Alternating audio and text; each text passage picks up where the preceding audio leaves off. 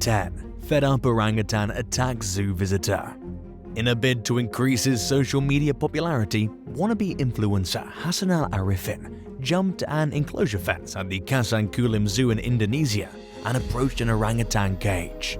He taunted the primate, who was quick to grab the 19-year-old by the arm. Arifin yanked his arm away, and the orangutan grabbed him by the shirt, then by the legs.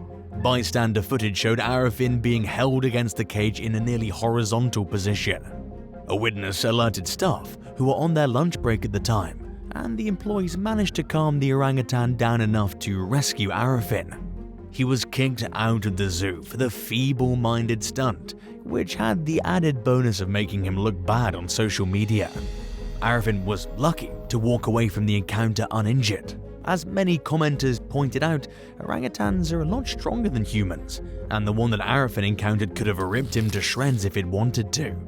9. Into the Grand Canyon. Out of the roughly 900 people who have died in the Grand Canyon, around 180 of them fell from cliffs. On average, 12 lives are lost at the park every year. Tragedy struck twice in less than a week in 2019, starting when a tourist from Hong Kong tripped and fell near an observation platform called the Skywalk while taking a photo. He plunged 1,000 feet to his death. There are signs at the site warning visitors not to get too close to the edge, and it's also common sense to keep a safe distance.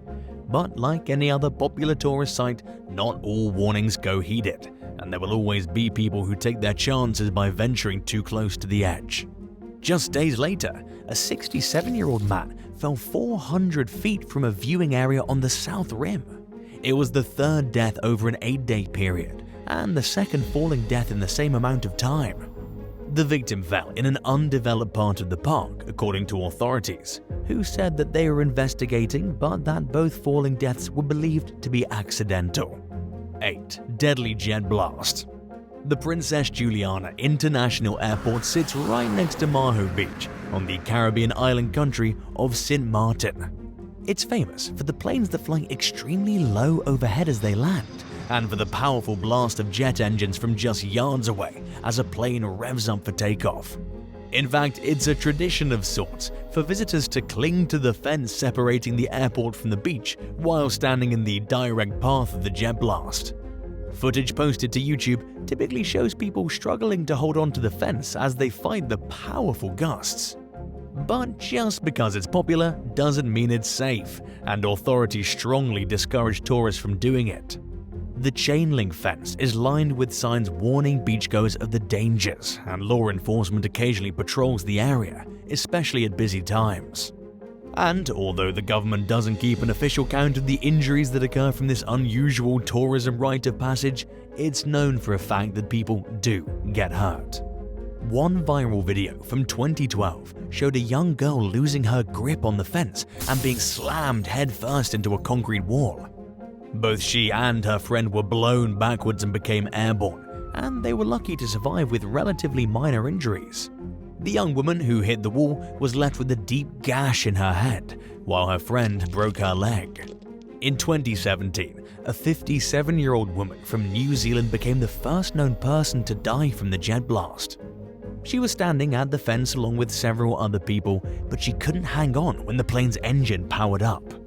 The force of the gust sent her flying, and paramedics immediately rushed to the scene, but she was too injured to be saved. 7. Tourist charged by bull elk. Common sense dictates that when a person finds themselves in close proximity to a large wild animal, the smartest thing to do is to get far away from it, which is what most people did when they noticed a large bull elk with massive antlers marking his territory in Estes Park, Colorado, one day in 2022. Others made the unwise decision to surround the animal, which naturally caused him to become noticeably agitated. Instead of backing off, however, the crowd stayed uncomfortably close to the elk for at least 15 minutes before he charged at a tourist who was taking a photo.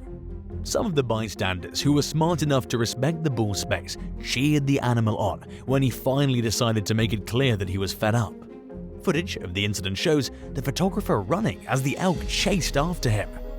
After the video went viral, park officials reminded the public to stay at least 75 feet away from elk at all times for their own safety. 6. Visitor falls into Mount Vesuvius. While approaching the 4,200-foot summit of Italy's Mount Vesuvius in 2022, a 23-year-old American tourist named Philip Carroll and his family bypassed a visitor turnstile and entered an area that's off-limits to tourists. While taking a selfie at the edge of the crater, he dropped his phone into it. Instead of doing the common sense thing and asking for help, Carroll lowered himself into the crater in an attempt to grab his phone. He lost his balance and fell several yards down, making it impossible for him to climb back out. A multi-agency rescue effort was launched, and Carroll was pulled to safety. He sustained some nasty cuts, scrapes, and open wounds, but it could have been worse. Paolo Capelli, who runs a base at the top of the volcano, told NBC News that if Carroll had gone much further, he would have plummeted nearly 1,000 feet into the middle of the crater. Authorities were less than pleased with the family for ignoring the numerous signs along the path they took, which repeatedly warned visitors not to enter. According to news sources, Carroll and his relatives were criminally charged in connection with the incident. 5. Belligerent butcher bird. Included among Australia's array of terrifying wildlife is a species called the butcher bird. Related to magpies, these 12 to 16-inch long hunters are equipped with a hooked bill that they use for catching reptiles, rats, and smaller birds. 25-year-old Amber Bitzer was hanging out in her backyard in Brisbane one day in 2020 when a butcher bird swooped in out of nowhere and struck her square in the forehead. The young woman's friend overheard her screaming and rushed outside to find blood gushing from her forehead. Amber had her wound patched up by a doctor, and while she was expected to recover physically, she was also left mentally scarred. She told 7 News that she was afraid to go into her backyard and that she no longer felt like it was her property. And, as it turned out, her fears weren't completely unfounded. When one of her roommates went outside to hang laundry on the clothesline, the butcher bird struck again. Luckily, the roommate was wearing a bike helmet and sunglasses to protect herself from getting hurt. The attacks happened during what's known as magpie swooping season, when the birds become much more territorial than usual, and unpleasant encounters with humans are much more likely to happen. By the time Amber and her roommates received the unwanted visitor in their backyard, 280 attacks have been reported across Australia so far that year. 4. Plunge into Mount Saint Helens. In 2008, 52-year-old John Slem became the first person to fall into the crater of Mount Saint Helens, which formed when the volcano erupted in 1980. That day, Slem, his son Jared, and his friend Rob Mays took their snowmobiles up to the volcano's rim and crawled onto an overhanging shelf of snow on their stomachs to look into the crater. The cornice partially collapsed, sending Slem roughly 200 feet down onto a snowbank. And Jared also began to fall in, but Rob grabbed him at the last second and pulled him to safety. As Slem tried to climb his way back out, the snow beneath him collapsed. This time, he slid an estimated 1,500 feet down, riding on an avalanche of snow and debris. Miraculously, Slem survived and could be seen up and walking around. Using their walkie-talkie, Rob and Jared radioed to some nearby campers and asked them to call for help. While Slem suffered from some injuries, he was in good enough condition to get into a helicopter that descended into the crater. Authorities were just as shocked as everyone else that he survived, which they didn't think would ever happen if someone fell in. 3. Swept out to sea. To prevent visitors from getting too close to the water and being swept out to sea, Canadian authorities built a viewing platform at Peggy's Cove in Nova Scotia. It was unveiled in 2021 amid a tragic history of large waves pulling people off the boulders that line the shoreline and dragging them to their deaths. Once in a while, emergency responders managed to plug someone from the violent waters. But in many, if not most cases, a victim either disappears or is found dead. In addition to building the new lookout, officials placed more signs in dangerous areas, warning curious visitors to keep their distance. Unfortunately, there's only so much they can do to stop people from putting their lives at risk. In 2022, 2 brothers in their 20s were knocked off the rocks by a large wave during high tide. The search for them continued into the night. One of the men survived while the other was found dead. The survivor, Zarin Barot, told CBC News that the tide rose quickly and became too strong for either he or his brother Harshil to fight against. They held on to each other for as long as they could, but became separated. The last thing Barot remembers is falling unconscious and waking up in the intensive care unit the next day. Some locals have blamed tourists for the high death rate at Peggy's Cove, pointing out how visitors are unfamiliar with the volatile and unpredictable nature of the water. It's true that the site is a major tourist attraction, and that perhaps ignorance plays a role despite the 40 or so signs marking dangerous areas. But that doesn't make it any less tragic when someone dies or disappears. After losing his brother, Barot said he wants more safety measures implemented at Peggy's Cove. He recalled how there was nothing to grab onto once the rising water started to pull him away, and his friends who were standing nearby couldn't find anything to throw to the brothers and pull them in with. Barot also claimed that it was too dark to see the warning signs that are supposed to caution visitors from getting too close to the water. His family is calling on officials to install better lighting and to have rescue tubes and other emergency devices readily available for when people fall in. In a CBC interview, Paul Dion from the Life-Saving Society of Nova Scotia said that the organization is currently looking into ways that they can better prevent drowning tragedies. 2. Selfie with a walrus.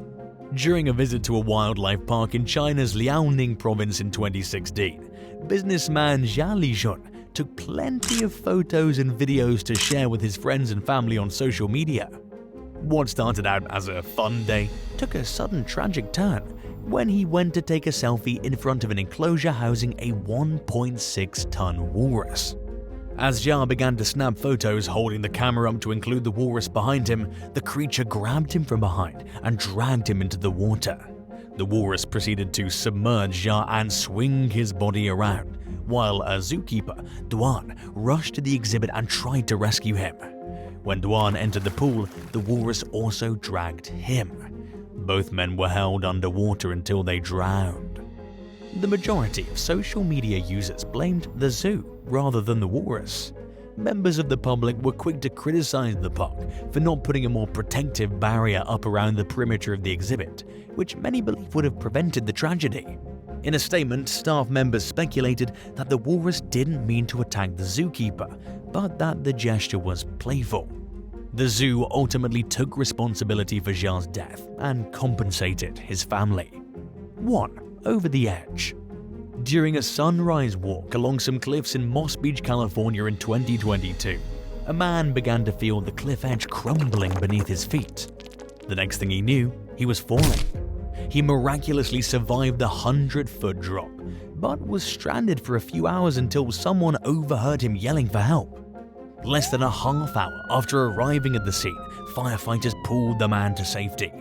Harrowing footage of the rescue shows around a dozen firefighters pulling a rope while the man is hoisted up the cliff alongside an officer.